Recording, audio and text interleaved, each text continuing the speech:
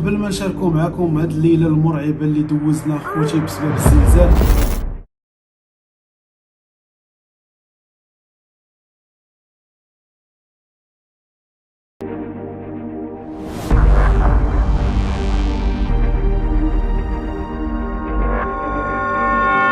ربما غادي يكون هذا النهار هو اسوأ ليله اللي غادي يدوزها العزاوي في الحياه ديالو. تخيل معايا انك تكون انت والعائله ديالك ناعسين ما بكم ما عليكم حتى تلقاو راسكم مليوحين في الزنقه، وهذا الشيء اللي وقع مع عائله العزاوي بالضبط. قبل بضعه اشهر ضرب واحد الزلزال اللي خفيف في اكادير، من بعد دازت واحد المده ديال عام وهو يتعاود هذا الزلزال في القلب ديال اكادير. ولكن كيف ما كنعرفوا انه عائله العزاوي تما فين ساكنه، وما تخيلوش كميه الخسائر والضحايا اللي نتجات بسبب هذه الكارثه الطبيعيه. وفي الاخر ديال الفيديو غادي نتعرفوا على شنو كان غادي يوقع ليونس ويانيس. ولكن قبل ما نبداو مساج دير معك واحد لايك واشتراك للقناه الا كنت كيعجبك بحال هذا المحتوى، واهم حاجه في هذا الشيء كامل هو انك تفعل الجرس باش دائما تكون انت هو الاول. وخلينا نبداو.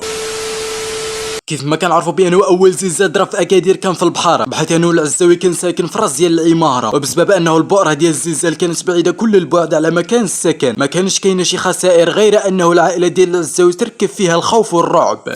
تخلعتي بزاف ولا انت اصلا كنتي ناعسه ما سمعتي والو؟ انا كنت واخده كاع ما كاينه في هذا العالم. ثقتك ماماك من انت ما سمعتي والو؟ انا شوف انا معاه قالت لي امي راه الزنزال وداك الشيء، قالت لي لا ردوا البال هبط ديريكت اخويا ما قديتش. جاتك فكره انك تهبط لا للخلا؟ وجيت هاد الخلا هادي باش المهم ما كاين لا ديور هنا لا والو، بعدا نرتاحوا هنا يا خو. يوسف ما سمعتي والو؟ ما سمعت والو، كنت ناعس باقا مزنزل. وعلى الرغم من هذا الشيء كامل غير انه العائله ديال العزاوي ما بغات تغير المكان ديال السكن، وكيف ما كنعرفوا حنا كاملين انه مدينه اكادير هي من بين اكثر المدن اللي كيضرب فيها الزلزال كل عام، وعاود ثاني غادي تعاود الكارثه. وفي هذه المده كانت البؤره ديال الزلزال في المركز ديال اكادير، وتما فين غادي يوقعوا الكوارث. في ديك اللحظه راه داكشي اللي وقع راه ما يمكنش.